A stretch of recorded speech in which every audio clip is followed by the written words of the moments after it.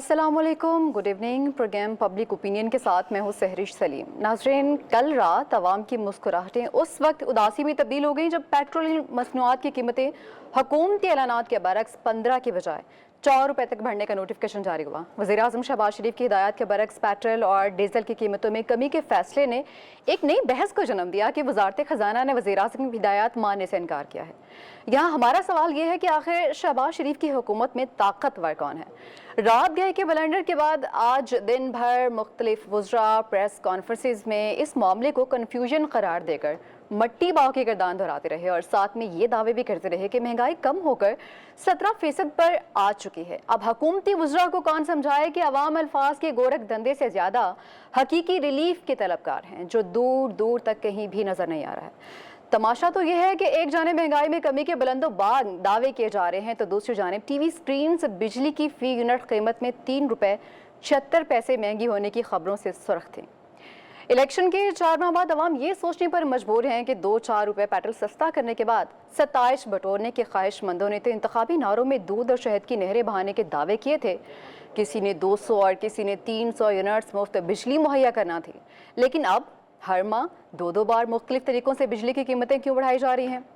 आज के public opinion में इन्हीं इशूज़ पर बात करने के लिए हमारा पैनल मौजूद है। हमारे साथ हैं रिजवान रजी साहब, फ़ारूक सलीम, शाहिद मैतला और अनवर रज़ा साहब हमें ज्वाइन कर चुके हैं। सबसे पहले मैं बात करूंगी सर आपसे। रिजवान रजी साहब स्टूडियोज़ में हमारे साथ मौजूद हैं। सर, प्रोग्राम तो हमने आज करना था, लेकिन डिस्कशन जो है वो हमने कल ही शुरू कर दी थी जब हमें पता चला था ऑफिशियल पेजेस के ज़रिए कि 15 रुपये सस्ता होने जा रहा है पेट्रोल, लेकिन ऐसा नहीं हो सका।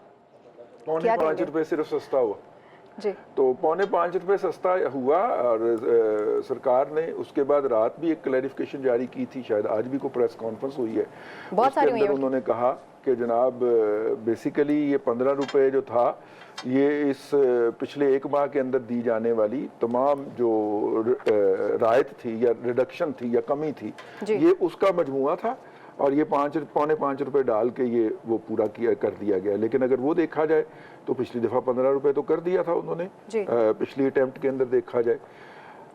आलमी मंडी से जुड़ा हुआ है हमारा ये तेल का निज़ाम जो है। आलमी मंडी के अंदर अगर तेल की कीमतें कम होती हैं, खाम तेल की, तो हमारे यहाँ कम हो जाती हैं, वहाँ पे ज़्यादा होती हैं तो ज़्यादा हो जाती हैं। ये बेसिकली कम्युनिकेशन का मसला था। जैसे ही समरी चली है वजारत ख़जाना से और प्राइम मिनिस्टर हाउस ने इसकी अप्रूवल दी है, लेकिन मैं यहाँ पे डॉक्टर साहब से, डॉक्टर फ़ारूक सलीम साहब से एक रहनुमाई चाह रहा हूँ। सर, ये ऑयल की प्राइसेस तो हमारे यहाँ एक oil and gas regulatory authority नहीं होती थी, ओगरा, वो किया करती थी। यहाँ पे ये बैडमिंटन खेली जा रही है वजारत ख़जाना और प्राइम मिनिस्टर हाउस के दरमियान।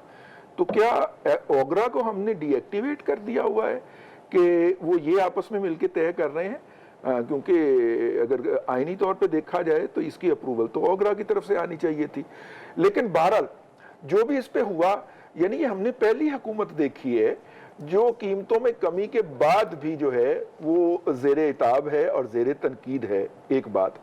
दूसरी बात जो है ना, वो आपने पता नहीं आप ग्रॉसरी खुद खरीदती हैं या वो भी अम्मी जान की जिम्मेदारी होती है। भाई आटा सस्ता हुआ है, घी भी पिछले दिनों सस्ता हुआ है। 3 मेजर चीजें होती हैं, आटा, घी और चीनी किचन की। और ये बात आप जहन में रखिए कि किसी भी हुकूमत को सबसे पहली गाली जो होती है वो किचन से पड़ती है, क्योंकि जैसे ही किचन के आइटम की कीमतें बढ़ना शुरू होती हैं उस हुकूमत का ज़वाल शुरू हो जाता है। तो इस हुकूमत ने, आप थोड़ा पॉजिटिव सोच रहे हैं, अच्छी बात है। इस हुकूमत ने जो है वो बहरहाल इन तीनों चीजों की कीमतों के अंदर कमी की है, हम ये माने या ना माने। इसलिए बहुत नज़दीक हमें चीज़ों की कीमतों में कमी नज़र आ रही है। दूर दूर का तज़किरा ना किया करें, बहुत करीब नज़र आ रही है अगर हम इन चीज़ों से जुड़े हों और वो देख रहे हों। बहरहाल हुकूमत जो है वो इसको सही तरह से अबलागी महासन के ऊपर नहीं कर पाती, ये उसका कसूर है। उसको भी जिस तरह केपी हुकूमत ने 25,000 रुपए के ऊपर 25,000 बंदा रखा हुआ है इस तरह के काम करने के लिए, इनको भी करना चाहिए। नहीं करते तो ज़ाहिर है उनको ये भुगतना पड़ेगा। मुझे वो एक कॉल याद आ गया जो 21वीं सदी शुरू होने के वक्त एक मगरबी मुफक्कर ने कहा था कि पिछली सदी के अंदर उन लोगों ने दुनिया के ऊपर हुक्मरानी की, वो दुनिया के सरबराह मुमलकत और वज़राए आज़म बने जो कानून से आगाही रखते थे, और 21वीं सदी में वो दुनिया के ऊपर हुक्मरानी करेगा जो इतलाती बहाव यानी इंफॉर्मेशन फ्लो को कंट्रोल करेगा। और ये हमें अब एक रुबा सदी गुजारने के बाद बाकायदा होता हुआ नजर आ रहा है कि आप किसी की पॉजिटिव चीज को नेगेटिव डिस्प्ले कर सकते हैं और किसी की नेगेटिव चीज को पॉजिटिव डिस्प्ले कर सकते हैं।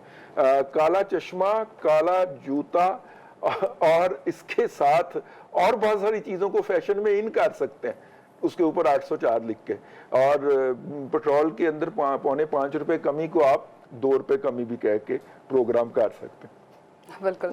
डॉक्टर साहब, वज़ीर-ए-आज़म ऑफिस को रात के ये भी बताया गया 12 बजे के बाद फौरी बाद ऐसा होता है कि कीमतों का ऐलान किया जाता है, लेकिन 12 बजने से कुछ देर पहले जब बताया गया कि इस तरह से नहीं हो सकता, आपको क्या लगता है कि बाकायदा इसकी नहीं प्लानिंग नहीं की गई थी? क्या वजह थी कि इतनी जल्दी ये सब कुछ हुआ और फिर कम्युनिकेशन गैप आया और फिर वफाकी वज़रा को आके बताना पड़ा कि इस तरह से नहीं है? देखिए, हर सियासतदान चाहता है कि जो अच्छी खबर है वो मेरे नाम से निकले तो बड़ा अच्छा है। बुरी खबरें जो हैं वो वगैरह पे डाल देते हैं। खैर, अच्छी खबर जो है वो हमारे नाम से निकले तो ज़्यादा अच्छा है। आलमी मंडी में, अभी रिजवान साहब ने जिक्र किया, आलमी मंडी में $80 का बैरल हो गया है, जो एक ज़माने में 90 से ऊपर भी चला गया था। तो आलमी मंडी में कमी आई है और उसके नतीजे में मैं समझ रहा हूँ कि पाकिस्तान में भी कमी आई है। अब यहाँ पे एक तफरीक कर लेते हैं, महंगाई में कमी आना और महंगाई की शरह में कमी आना। मैंने सुना है बहुत सारे वजीर जो है वो कह रहे हैं कि महंगाई में कमी आ गई है। महंगाई में कमी नहीं आई, महंगाई की शरह में कमी आई। जो पाकिस्तान ब्यूरो स्टेटिस्टिक्स है वो खुद से बताता है, अगर हम निकाल लें मार्च का महीना, क्योंकि मार्च के महीने में हल्फ उठाया था वज़ीर आज़म शहबाज शरीफ साहब ने, तो उस वक्त जो महंगाई की शरह थी वो 32% चल रही थी। अभी जो 30 मई को जो शरह बताई गई है वो 21% है। इसका मतलब ये नहीं है कि महंगाई में कमी आ गई, क्योंकि अभी भी महंगाई 21% पे जा रही है। इसका मतलब ये है कि महंगाई की शरह में कमी आई है। या इसको आप इस तरह समझ लें कि अगर पहले महंगाई का घोड़ा जो है वो 32 की रफ्तार पे भाग रहा था, तो अब जो है वो महंगाई का घोड़ा वो 21 की रफ्तार पे भाग रहा। तो महंगाई अभी भी आ रही है, लेकिन उसकी रफ्तार जो है वो नीचे आ गई। अभी रिजवान साहब ने जिक्र किया आटे का, दालों की कीमत में भी कुल 23 रुपए किलो कम हुआ है। और पेट्रोल जो है वो अगर आप देखें मार्च के महीने से, जिस दिन हल्फ उठाया शहबाज शरीफ साहब ने, तो 25 रुपए फी लीटर उसमें कमी आई है। तो रिलीफ तो मिला है, लेकिन ये बिल्कुल रज़ी साहब का कहना दुरुस्त है कि उस रिलीफ को सियासी एतबार से जो परसेप्शन क्रिएट करना है उसमें हुकूमत नाकामयाब रही। अभी भी लोग यही सोच रहे हैं कि ये हुकूमत जो है ये रिलीफ नहीं दे पा रही, जबकि ऑन द ग्राउंड कुछ हद तक रिलीफ मिला है। बिल्कुल, कुछ हद तक रिलीफ चले मिलना शुरू तो हुआ है। सर, कुछ लोग अगर देखा जाए तो इस चीज़ को हमने, जैसे अभी वो कह रहे हैं कि देखना तो चाहिए कि रिलीफ तो चले मिला है, लेकिन यहाँ पर एक और मुद्दा उठा दिया गया कि वज़ीर-ए-आज़म की हिदायत को मुस्तरद किया गया, इस पर कानूनी कार्रवाई होनी चाहिए। नहीं, वज़ीर-ए-आज़म की हिदायत को मुस्तरद नहीं किया गया। वज़ीर-ए-आज़म हाउस ने ये बताया उनको कि 15 रुपये मुमकिन नहीं है जी, और को करेक्ट करके भेजा जाए। तो हम ये कह सकते हैं कि वज़ीर-ए-आज़म साहब ने बेसिकली वज़ारत ख़ज़ाना को करेक्ट किया। अगर ये ओगरा की तरफ से आता तो शायद ये इस करेक्शन की ज़रूरत ना पेश आती। ये जो किया गया है, ये जो करेक्शन करवाई गई है, और शुक्र है कि ये 12 बजे तक ये चीज़ें सॉर्ट आउट हो गई। अदरवाइज़ ये भी हो सकता था कि वो उसके बाद भी ये जब अनाउंसमेंट आनी थी, रात 12 बजे से इफेक्टिव होनी थी ये अनाउंसमेंट, उस वक्त भी हो जाती। लेकिन एक बात आप जहन में रखिए कि जो 15 रुपये फी लीटर कमी की खबर थी वो ज़राए के हवाले से हमारे मीडिया ने चलाई है, वो ऑफिशियल अनाउंसमेंट नहीं थी। इसका मतलब है कि रिपोर्टर को कहीं समरीज की भिनक पड़ गई थी और उसने वो खबर दे दी, और चूंकि एक चैनल खबर दे दे तो फिर सारे दे देते सर हैं। नून लीग के ऑफिशियल पेजेस पे भी तो हमने देखा। वो उन्होंने मीडिया से उठाई ना, ऑफिशियली जराये के हवाले से। मीडिया अच्छा। जो जिम्मेदार मीडिया था उसने जराये के हवाले से खबर दी है, ना तर्जुमान के हवाले से ना नोटिफिकेशन के हवाले से। ये बात अपनी जगह के ऊपर रहनी चाहिए रिकॉर्ड पे। तो सर इस कंफ्यूजन के चक्कर में जिनका नुकसान हो गया, जाहिर सी बात है, किनका नुकसान हुआ? जब भी कीमतें कम होने के लगती हैं, बहुत सारी ऐसी जगह थी, अभी थोड़ी देर पहले मुझे बता रहे थे, हमारे ऑफिस के बता रहे थे कि ऐसा हुआ है कि जब पेट्रोल के लिए गए तो बहुत सारे पेट्रोल पंप्स जो थे वहां पर सिर्फ वजीर आजम के ऑफिशियल पेजेस की वजह से कीमतें कम कर दी गई थी। तो कीमतें कम कर दी गई तो कंज्यूमर का फायदा हो गया ना। पेट्रोल पंप वाले तो चंद लोग होते हैं, ठीक है, कंज्यूमर जो है वो लाखों में, तो चले लाखों का फायदा हो गया इस वजह से। सही, बिल्कुल। तो आपसे जानना चाहूंगी कि इस वक्त ये बात बड़ी वाज़ेह तौर पे है कि आलमी सतह पर जो है पेट्रोलियम कीमतों में वाज़ेह तौर पर कमी हुई है, लेकिन यहाँ पर हमारे मुल्क में इस तरह से देखने में नज़र नहीं आ रहा। बहुत मामूली कमी हुई है, चले हुई तो है, लेकिन अगर आलमी सतह पर हुई है तो फिर यहाँ पर इतना मामूली क्यों इतनी कमी की गई है? देखिए, तेल तकरीबन 95% जो है वो जो हमें जरूरत होता है इम्पोर्ट किया जाता है, तो बंधे हुए हैं आलमी मार्केट के साथ जी। ये आपका कहना दुरुस्त है कि हमें महसूस ऐसा होता है कि आलमी मार्केट में ज्यादा गिर गई है, हमारे यहाँ नहीं गिरती। इसमें एक और एलिमेंट जो है वो फॉरेन एक्सचेंज का जो एक्सचेंज रेट है वो भी रोल प्ले करता है। अगर रुपया जो है वो मजबूत रहता है और आलमी मंडी में कीमत गिरती है, तो तकरीबन मैं समझता हूँ कि 70 से 80% जो आलमी मंडी में गिरती है वो पाकिस्तान हुकूमत, मैंने तारीखी तौर पे देखा है कि वो पास ऑन हो जाता है जी। लेकिन अगर उस दौरान रुपया जो है वो डॉलर के सामने गिर जाता है तो फिर हमें महसूस होता है कि आलमी मंडी में गिर रही है, यहाँ क्यों नहीं गिर रही। वो असल में बात है कि हमारा रुपया डॉलर के सामने गिर गया है और उसके नतीजे में हमें रिलीफ जो आलमी मंडी में नजर आती है वो शायद लोकल मार्केट में नजर नहीं आती। बिल्कुल।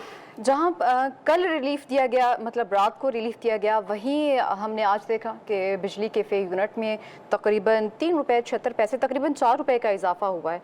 तो एक जानिब तो रिलीफ देखने में आ रहा है, लेकिन दूसरी जानिब जहां पर 200 यूनिट्स जो थे वो फ्री देने थे, वहीं बिजली महंगी से महंगी से महंगी होती जा रही है, जबकि आजकल गर्मी का मौसम है और इस्तेमाल भी ज़्यादा हो रही है बिजली। ये बिजली का सेक्टर जो है वो आप यकीन कीजिए कि इतना खसारे का सेक्टर हुकूमत चला रही है कि वो अगर कंट्रोल में ना कर पाए तो मईशत कंट्रोल में नहीं आ पाई।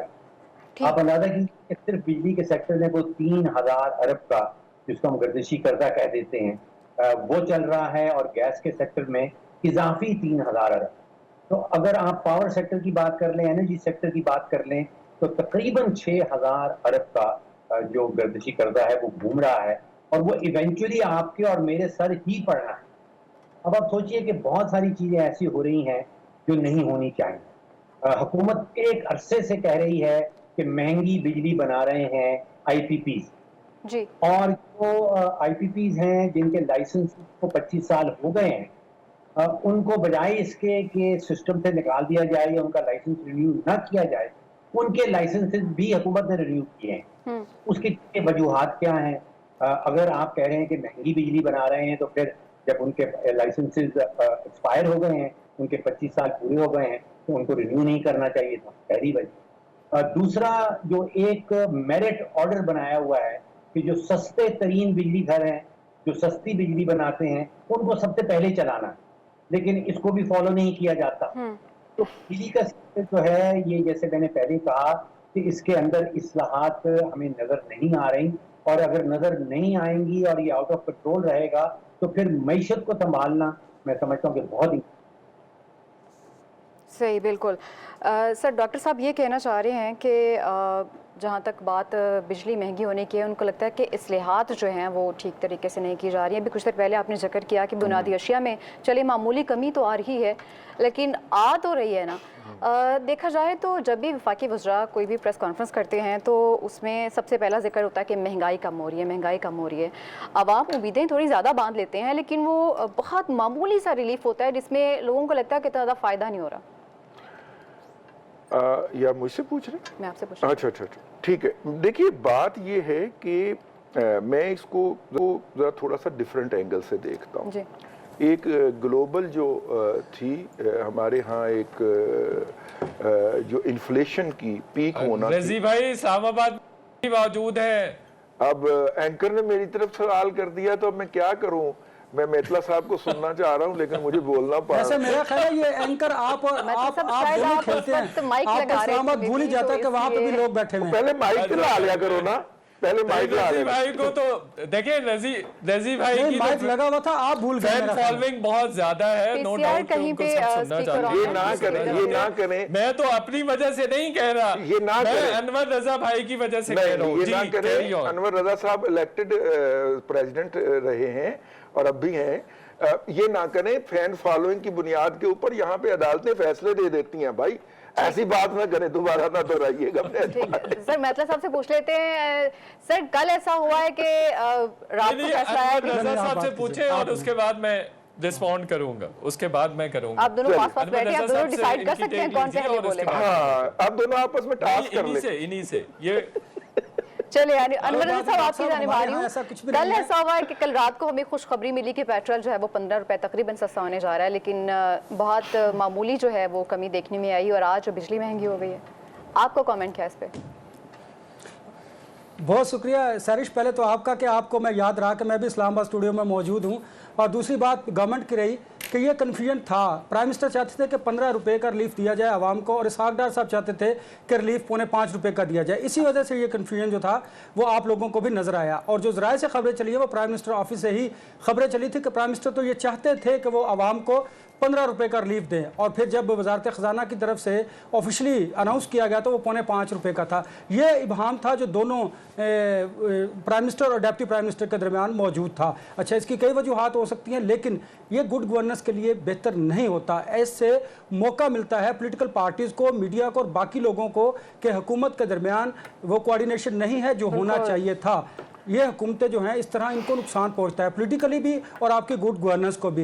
लिहाजा ये एक्सपोज हुए हैं बुरी तरह कि ये वो निज़ाम है जिसकी हम बात किया करते थे कि आधा तीतर और आधा बटेर। नवाज शरीफ साहब जो हैं वो इसहाक डार साहब के ज़रिए पूरा पेनिट्रेट कर चुके हैं इस गवर्नमेंट में। गो के इस गवर्नमेंट का हिस्सा नहीं है, सिर्फ वो मेंबर कौमी असम्बली हैं और पार्टी के प्रेसिडेंट हैं। जबकि प्राइम मिनिस्टर जो हैं शहबाज शरीफ साहब, उनको बहुत सारी जगहों पर जवाबदेह होना पड़ता है, मीडिया के सामने भी, इस्टेब्लिशमेंट के सामने भी, अपनी जमात के सामने भी, बड़े भाई के सामने भी, और सबसे बढ़कर इसहाक डार साहब जो इंटरवीन करते हैं उनके मामलात में। डेफिनेटली इसलिए नवाज शरीफ साहब ने उन्हें डिप्टी प्राइम मिनिस्टर का ओहदा भी दिया है कि वो फर्स्ट हैंड जो इन्फॉर्मेशन है वो मियां मोहम्मद नवाज शरीफ तक पहले पहुंचे। अब ये मामला था, इस वजह से इबाम जो है वो हमारे सामने भी आया। खैर, इसको एक तरफ रखते हैं और रिलीफ की बात करते हैं। ये कोई बड़ा रिलीफ नहीं है, क्योंकि जब महंगाई होती है, जब पेट्रोल की प्राइसेस में कमी होती है तो कीमतें उसी तरह रहती हैं जिस तरह पहले थी। अब भी, आज भी मैं आपको एक एग्जांपल देता हूं कि जो लेमन है 500 रुपये किलो का था, केजी है। आप मुझे बताइए कि पेट्रोल की प्राइसेस कम हुई हैं तो जो खाने पीने की अशिया है उनकी कीमतों में भी कमी होनी चाहिए, लेकिन वो कमी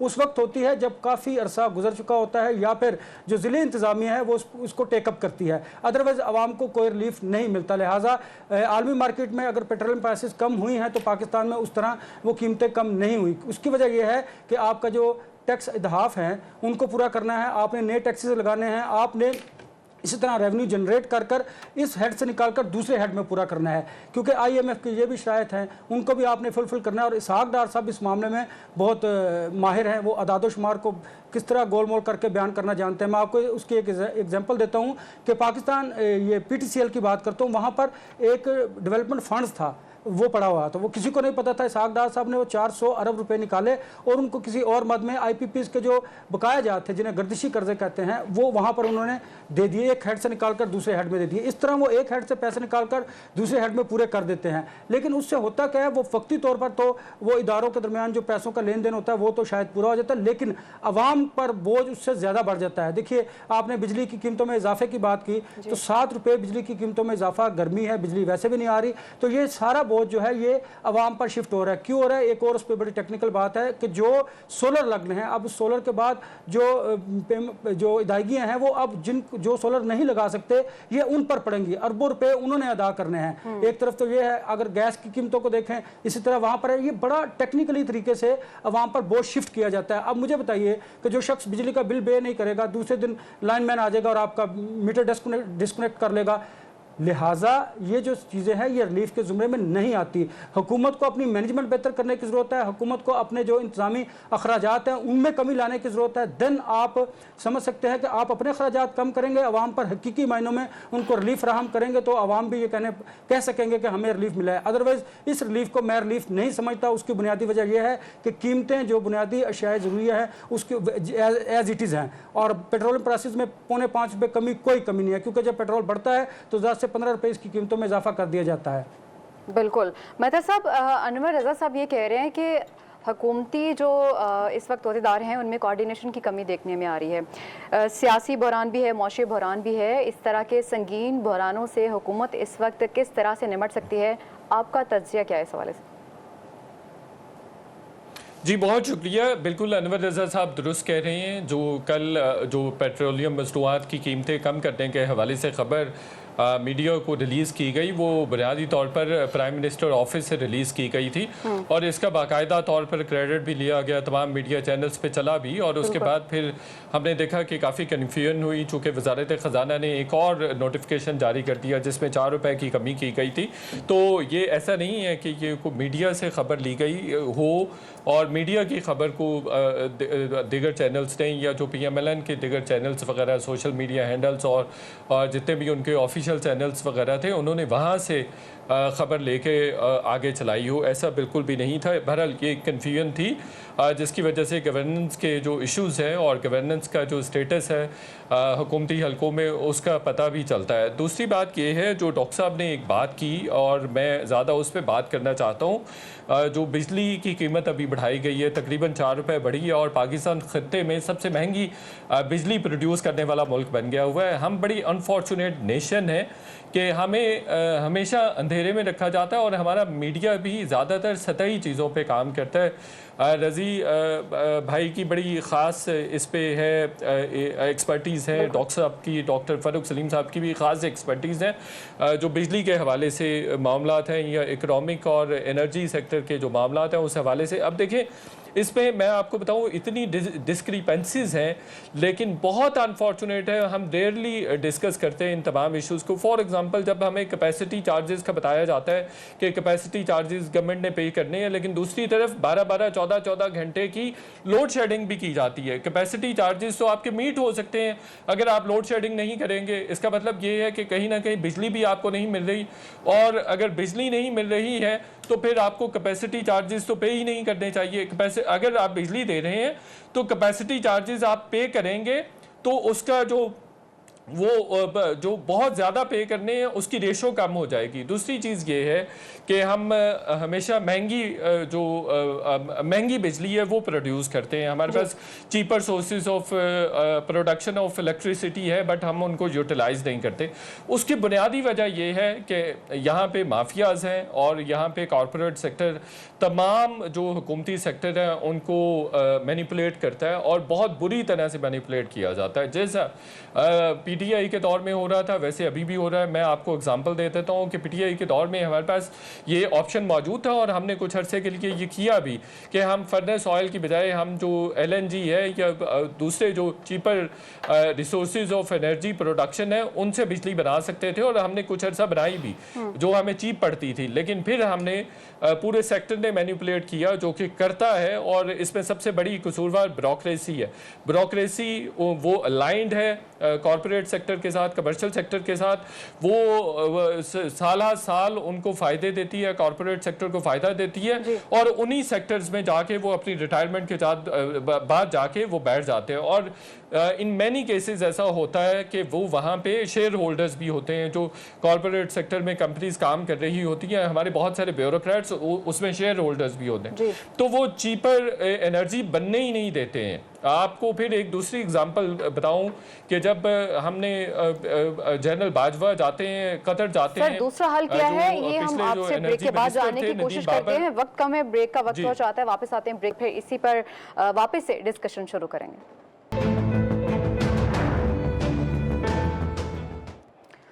वेलकम बैक व्यूअर्स। कुछ दिन पहले मानी PTI के ऑफिशियल पेज से एक वीडियो पोस्ट की जाती है लेकिन अब मामला ये है कि उस वीडियो की जिम्मेदारी लेने के लिए कोई तैयार नहीं है। पूरी की पूरी पीटीआई क़यादत जो है वो मुतज़ाद बयानात दे रही है, कोई कुछ कह रहा है, कोई कुछ कह रहा है, पूरी पार्टी कन्फ्यूजन का शिकार है। रिजी साहब स्टूडियोज़ में मौजूद हैं। रिजी साहब, क्या वजह हो सकती है? देखिए, अब तक जो है पीपल्स पाकिस्तान तहरीक इंसाफ जो है वो उसका इंफॉर्मेशन और कम्युनिकेशन के फ्रंट के ऊपर क्योस जो है वो सबसे बड़ा हथियार रहा है। वो हर मौजू के ऊपर क्योस रखते हैं, एक ही मौजू के ऊपर उनकी एक से ज़्यादा आरा और उनके ऑफिशियल चैनल से कौम को और मीडिया को फराहम की जा रही होती हैं, और जो उसमें से विन कर जाती है उसको वो फिर ऑफिशियली ओन कर लेते हैं। अब जब ये वीडियो पोस्ट की गई, जो कि बहरहाल कंटेक्स्ट से हट के पोस्ट की गई है, हम उसके अभी पूरे कंटेंट के ऊपर नहीं जाते, लेकिन उसके बाद फिर ये कहा गया कि जो बयान आया बानी पीटीआई का, उसके बाद मुझे वो फंसते हुए नज़र आए। अगर तो वो ये कहते हैं कि उनका ट्विटर हैंडल और उनकी पार्टी का जो ट्विटर अकाउंट है वो दोनों वो उनके कंट्रोल में नहीं है, वो कोई और बंदा ऑपरेट कर रहा है। तो इसका मतलब ये है कि वो दोनों अकाउंट जो हैं, हुकूमत पाकिस्तान का जो महकमा है पीटीए, वो ट्विटर को लिखेगा और वो दोनों उड़ा दिए जाएंगे, ख़त्म कर दिए जाएंगे।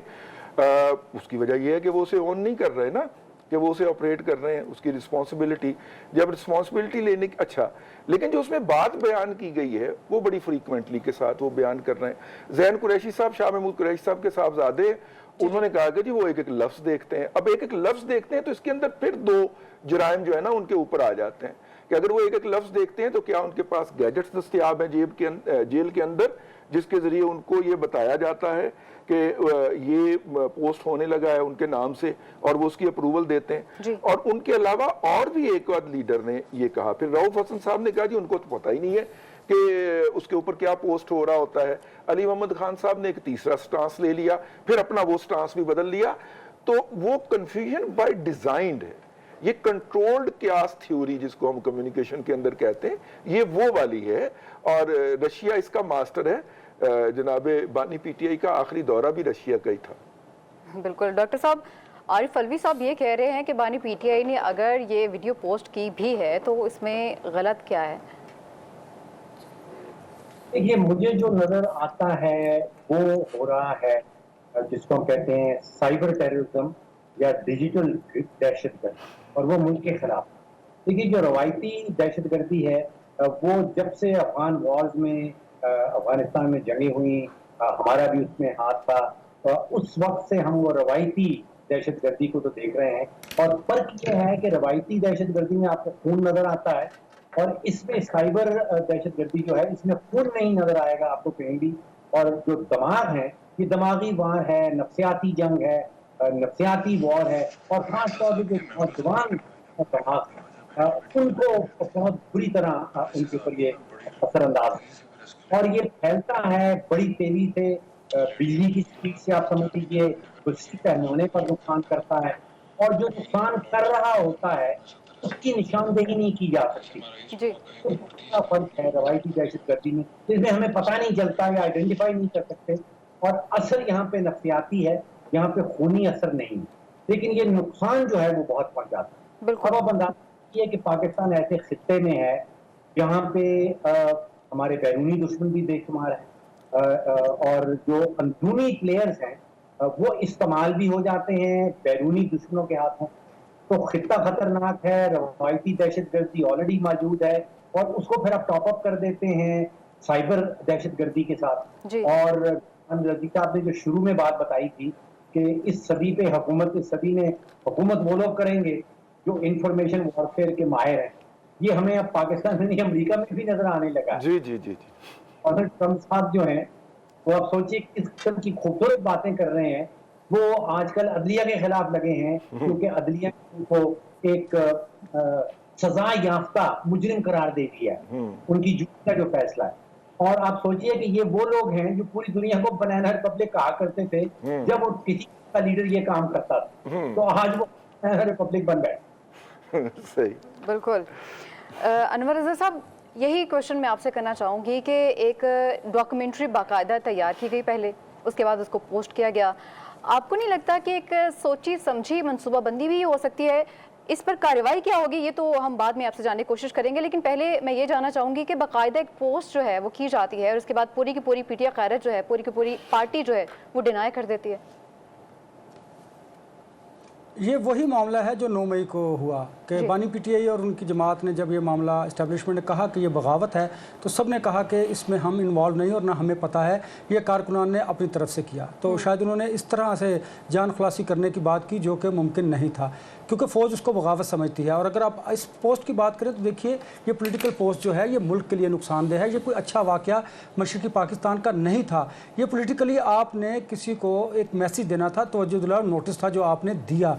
अब आप कहते हैं आपके पार्टी के लोग कि शायद बानी पीटीआई को मालूम नहीं था, कुछ लोग कहते हैं कि उन्होंने ये पोस्ट देखी नहीं थी। चले इसको एक तरफ रखते हैं, लेकिन ये पोस्ट जो की गई, क्या उसके बाद उसको डिलीट किया गया? नहीं किया गया। इसका मतलब ये है कि ये सोचे समझे मंसूबे के तहत आपने ये किया, लिहाजा इसको नहीं हुई ना। तो इसका मतलब है रजी साहब कि ये जानबूझकर सोचे समझे मंसूबे के तहत किया गया। ये वही मंसूबा था जो 9 मई के वाक़यात हैं कि हम इसे तस्लीम नहीं करते, बानी पीटीआई को मालूम नहीं था। देखिए, ये जो पोस्ट है ये पॉलिटिकल पोस्ट है, इसका इम्पैक्ट अच्छा नहीं जाएगा क्योंकि ये मुल्क तोड़ने के लिए थी। लिहाजा इसका मैसेज क्या था इसको समझने की ज़रूरत है। अब इस्टेब्लिशमेंट के उस बयानिए को तक़वियत मिलेगी जो हम हमेशा कहते हैं कि पाकिस्तान तहरीक इंसाफ ने 9 मई को सियासी गलती की। अब उन्होंने सियासी गलती के बाद एक और गलती की जो ये पोस्ट किया। देखिए, इस तरह से आप लोगों की जहन साजी करते हैं, इसे डिजिटल टेररिज्म कहते हैं। यूथ जो है वो इससे इंगेज होती है, उसके जहन में इबहम पैदा होते हैं, सवालात जन्म लेते हैं, नफरत उभरती है, एग्रेशन बढ़ता है। लिहाजा एग्रेशन जब बढ़ता है तो फिर ये टेररिज्म की तरफ जाता है। यही हमने केपी के बलोचिस्तान में भी देखा और यही हम अब पंजाब के अंदर भी देख रहे हैं कि लोग जो यूथ है वो नफरत उनके जहनों में बढ़ रही है। इसका जिम्मेदार कौन है? ये डिजिटल मीडिया है जिस पर झूठ को प्रवेल किया जाता है, झूठ बयान किया जाता है और सच जब तक सच सामने आता है उस वक्त तक झूठ इतना फैल चुका होता है कि उस सच को कोई तस्लीम नहीं करता। ये मुल्क के लिए जहर कातिल है, हमारी यूथ को नुकसान पहुंचा रहा है। इसको हमें और कम करने की जरूरत है। ये कौन कर सकता है? पॉलिटिकल पार्टीज अपना किरदार अदा कर सकती हैं, मीडिया अपना किरदार अदा कर सकता है। देखिए, सियासी जमातों को अगर हम बात करें पाकिस्तान तहरीक इंसाफ की, तो डिजिटल मीडिया का इस्तेमाल सही मायनों में उन्होंने किया है। उसका फ़ायदा आपको माजी में भी हुआ, आपने इस इंतखाबात में भी देखा और अब आपने ये जो पोस्ट की है ये आपने पॉलिटिकल गलती की है जो आपके गले पड़ेगी। ठीक है, ठीक है। मतलब साहब, अगर देखा जाए तो नायब वज़ीर आज़म जो हैं इसाक डार, उन्होंने भी कहा कि जो इस तरह के रियासत मुखालिफ जो है वो खड़ा होगा उसके साथ मुज़ाकरात नहीं हो सकते हैं। आपको क्या लगता है कि इस ट्वीट की वजह से क्या इम्पैक्ट हो सकता है पीटीआई पे? अच्छा, सबसे पहले जो इसहाक डार साहब की बात आप कर रही हैं, देखिए गवर्नमेंट के जो लेवल्स हैं, मुख्तलिफ लेवल्स पे कन्फ्यूजन मौजूद है कि पीटीआई के साथ डायलॉग करना चाहिए या नहीं करना चाहिए। एक दिन हम सुनते हैं कि डायलॉग होना चाहिए। मुख्तलिफ जो कार्डर्स हैं हुकूमत के वो मुख्तलिफ बयानात देते नज़र आते हैं। तो एक तो उनमें भी यकसानियत होनी चाहिए, कहीं ना कहीं उनमें कहीं ना कहीं कोई लिंच पिन होना चाहिए उनके पॉइंट ऑफ व्यू के हवाले से, या क्लैरिटी होनी चाहिए चीज़ों के हवाले से। वो एक मिसिंग है जो कि हमने ये अभी रिसेंटली छोटे छोटे मामलात में भी देखने में आ रही है, जैसे पेट्रोलियम मसनूआत की कीमतें कम करने के हवाले से नोटिफिकेशन है। एक तो ये बात है। दूसरी बात ये है जो देखते हैं कि मुज़ाकरात हो पाते हैं या नहीं हो पाते हैं। सुन तो हम कुछ दिनों से रहे हैं, लेकिन देखते हैं आने वाले दिनों में क्या होगा। इस पर कल फिर से बात होगी। बहुत शुक्रिया, इजाज़त दीजिए, अल्लाह हाफ़िज़।